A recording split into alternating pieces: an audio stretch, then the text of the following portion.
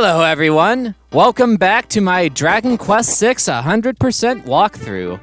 Today, we're going to be clearing out the top levels of all the minigames, just as it's said in my description since episode 1. Joining me today is Skyzo. How you doing, my man? I'm doing well. Hello, YouTube.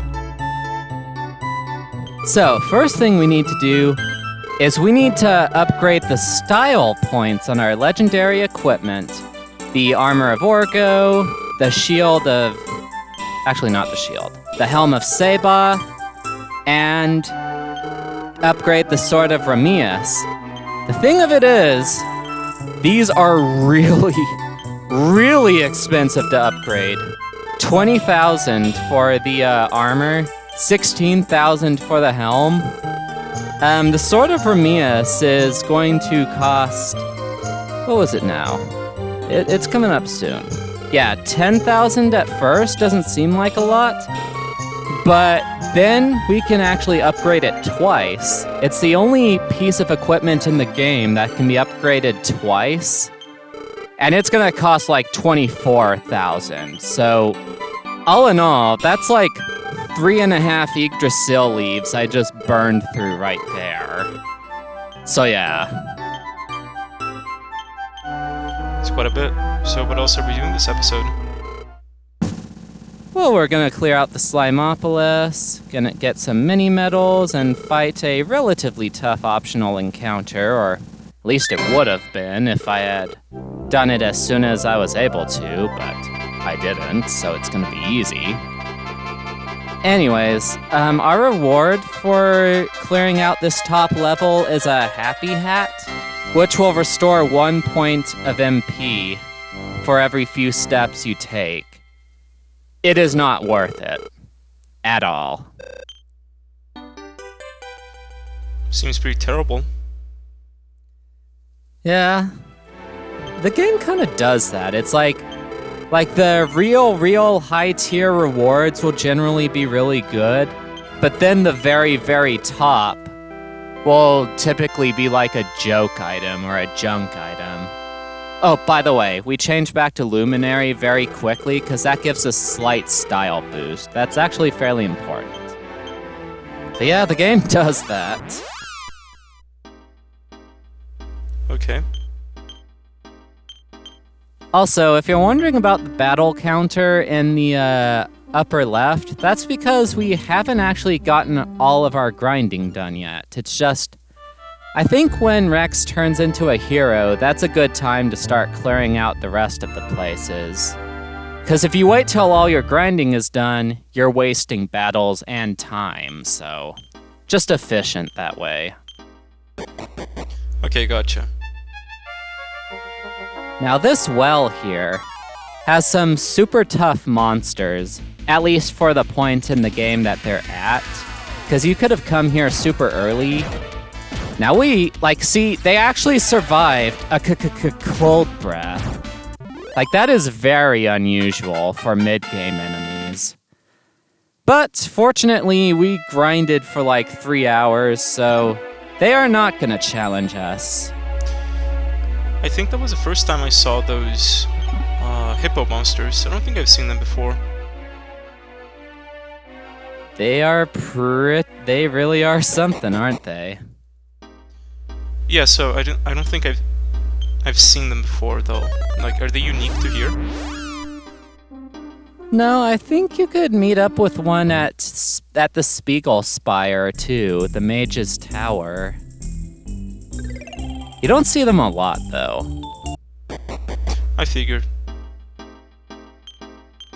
Now then, that's about everything in the dream world, so now we're going to get a Seed of Magic in...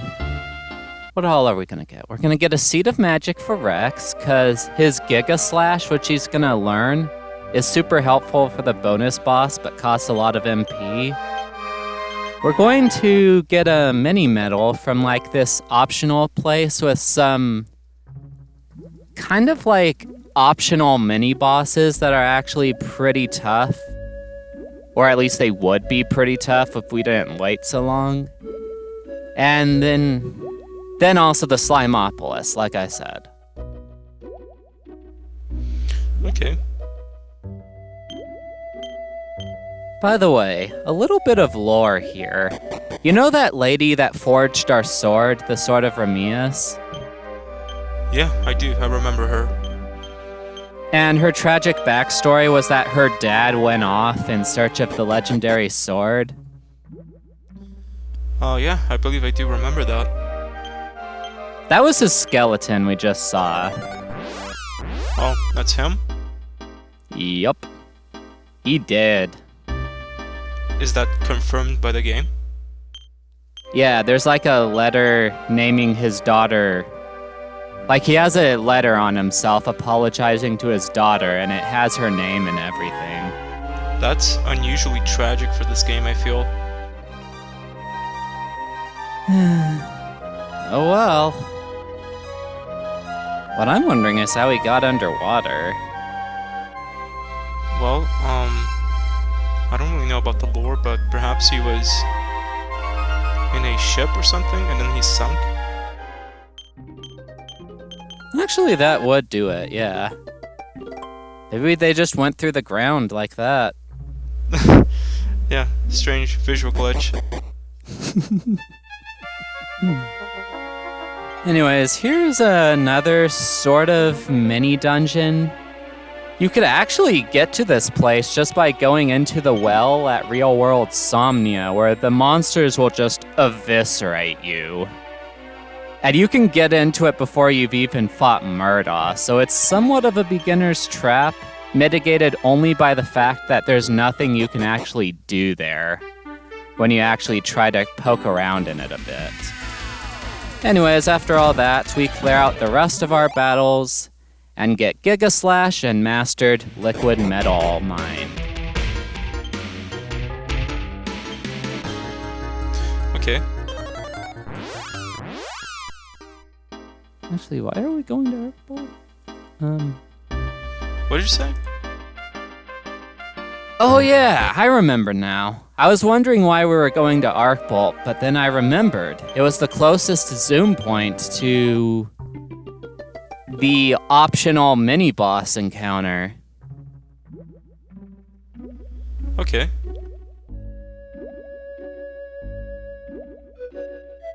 Here we go. And this place is accessible pretty much as soon as you get the mermaid's harp. But the bosses inside are even harder than Duran was.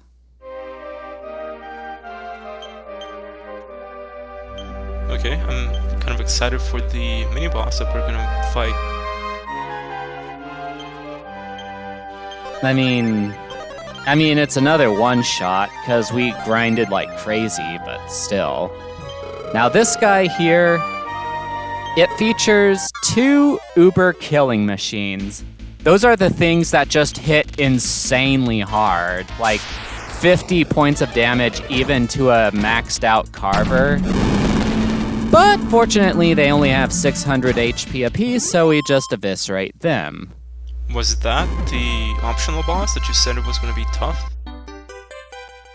Mini-boss, yes. Wow, okay, that's... I mean, you weren't kidding when you said that. Yeah, like, to put this in perspective, like, remember part 17 when we went into Cloudsgate Citadel? And we fought 1 Uber killing machine with 1 Iron Tortoise? And we had to abuse forbearance like crazy and still had a slight chance of running into trouble? Yes, I do. So, I guess it just goes to show how much grinding we actually did. Yeah. Vocation grinding, too. Not experience grinding. Grinding for skills. That's a pretty important distinction right there. True. And now, since we have done all of that, we are going to make Gawain into a dragon, because now we're going to clear out the Slimopolis. And dragon, it gives you 40% higher HP, and he's going to need all the HP that he can get. It comes with a slight penalty to MP, but he has enough.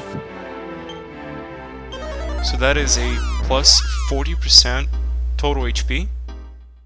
Yup. I can see why the dragon class is so good, I guess. It's why it's so hard to get. Yeah, that's a lot of HP. Now, this little place here, had I recruited Guwain all the way back in like part 12, I think it was, or part 11, I could have gotten these much earlier. It's one of the reasons why I regretted passing them up the first time, because you recruit them at a 1 out of 4 chance, and it wouldn't have taken... Like, they're not that tough to kill, even all the way back then, so... That was a missed opportunity there, but now it's been rectified, so... There you go. Okay. I like the design of the town with the slimes and whatnot. Seemed like an interesting place. It is. It's where all of your hard-won and raised slimes go to compete. That's pretty cool. So it's like a minigame. Yeah. And we're gonna get him in all the best gear. A Sword of Miracles for the HP drain factor, the Shield of End for the resistances and defense, the Metal King Helm for defense and status resistance, the Platinum Mail because for the resistances and good defense, and the Meteorite Bracer for doubled agility. With that all set up, he will basically just pwn stomp everything up until like rank B. And you will see why rank B can be a little troublesome later.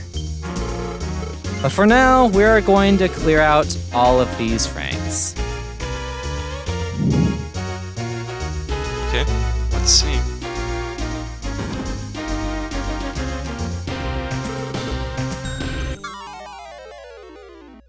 Alright, let's see how he does.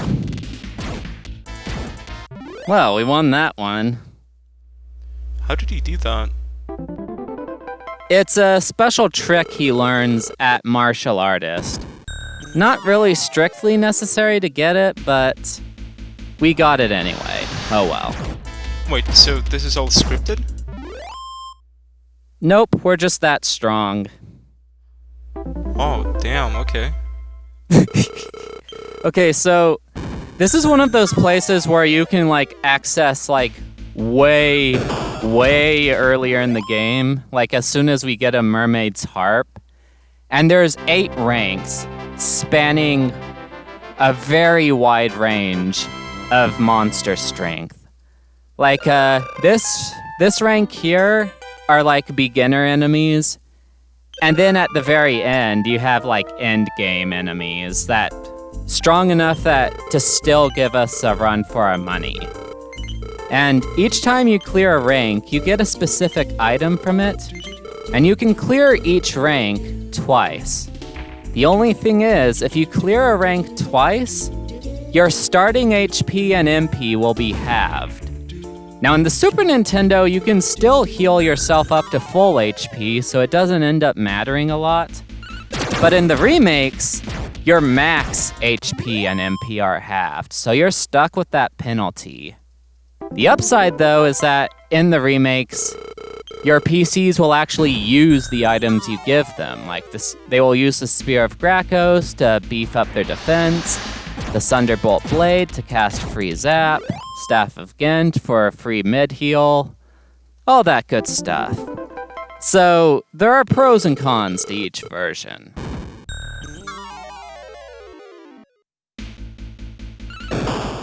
And don't worry, we're gonna start sort of dissolving through a lot of these future fights.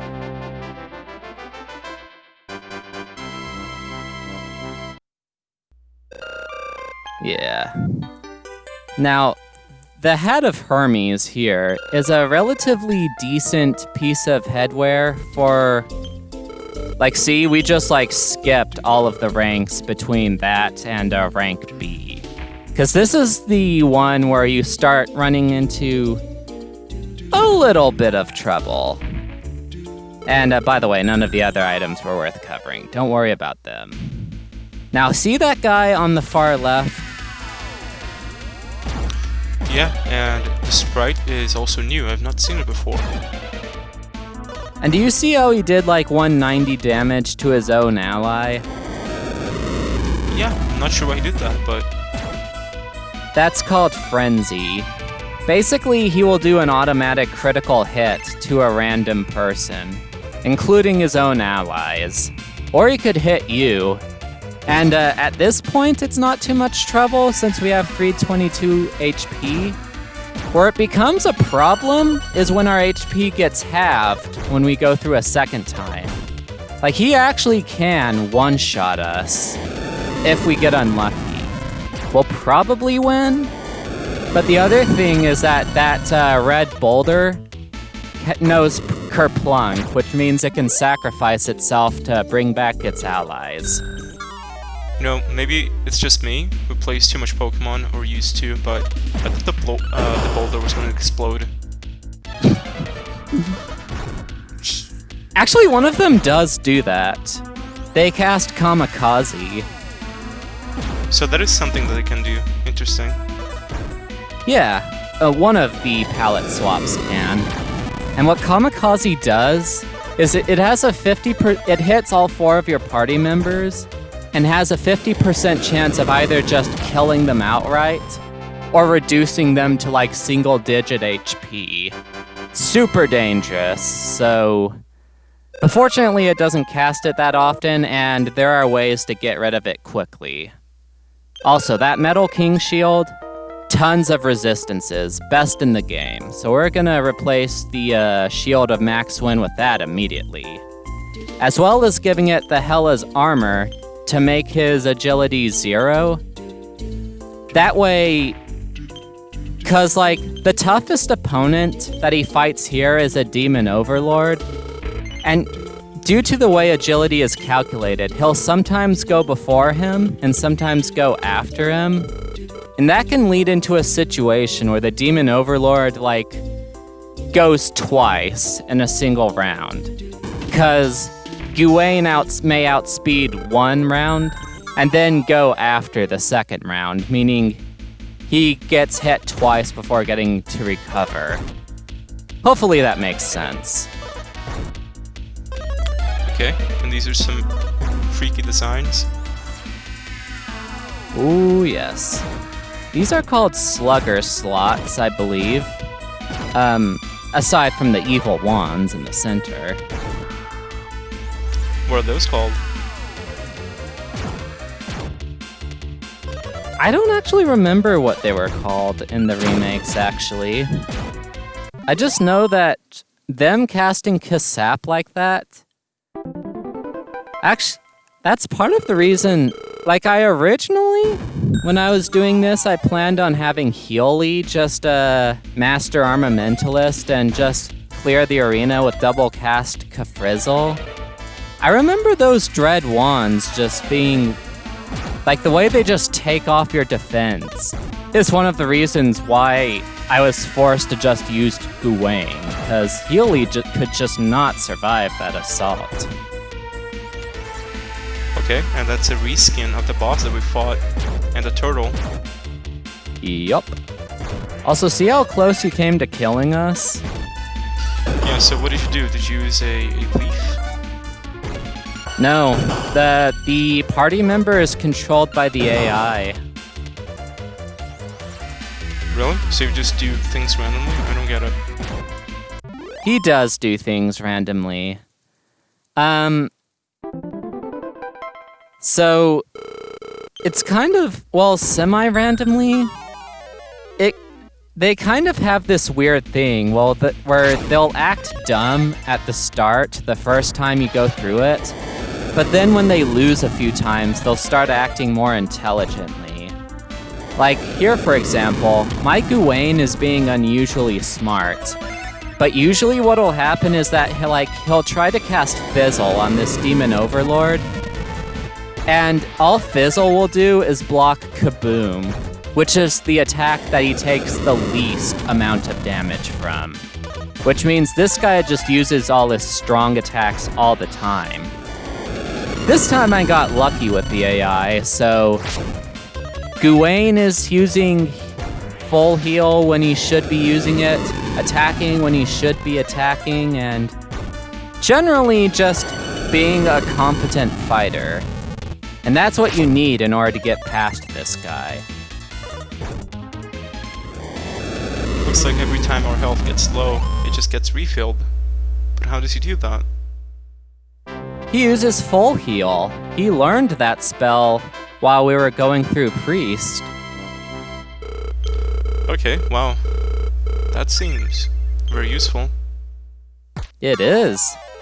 If the AI is smart enough to use it. Like, honestly, I cannot overstate how lucky I got with that one. Like, the AI is usually not that smart the first time. It'll be, like, wasting its time casting Fizzle or other spells, rather than what it actually should be doing, like healing itself. Okay, now we just fought a Demon Overlord, and now we're fighting a tiny slime. It was the previous champ, and, the time sort of passed it by a little bit. Oh, so that was a deceivingly non-threatening looking opponent, I guess. Yeah. Although it still actually is weaker than the Demon Overlord. It's just... Yeah, that it's went not by a complete faster. joke, but... Yeah? Yeah, that went by faster than the Demon Overlord, for sure. Indeed. Anyways, see y'all next episode, and God bless ya. Okay, see you, YouTube.